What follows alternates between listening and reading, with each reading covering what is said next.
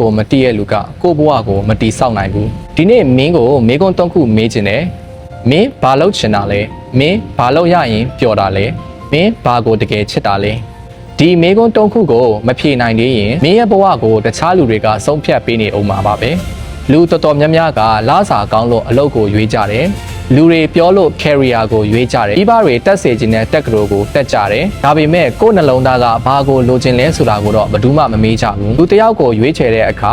အချစ်မရှိရင် relationship ကမပျော်ရွှင်နိုင်ဘူးအဲ့ဒါလိုပဲအလုပ်တစ်ခုကိုရွေးချယ်တဲ့အခါမှာလည်းအချစ်မရှိရင်အဲ့ဒီရွေးချယ်လိုက်တဲ့ career ကအကြာကြီးမတည်မြဲနိုင်ပါဘူးတနင်္လာနေ့ရောက်တိုင်းစိတ်ညစ်နေတဲ့လူတွေအလုပ်ဆင်းချိန်ကိုပဲစောင့်နေတတ်ကြတဲ့လူတွေလားစာရဖို့ပဲအသက်ရှင်နေတဲ့လူတွေဒါဟာအလုံးလုံးနေတာမဟုတ်ဘူးအချိန်ကိုရောင်းစားနေကြတာဖြစ်ပါတယ်မင်းဘာကိုစိတ်ဝင်စားလဲဘာကိုတင်ယူရတာမပင်ပန်းဘူးလဲဘာလုပ်ရင်အချိန်ကုန်သွားတာတောင်ကိုတော့မှမတိဘူးလဲ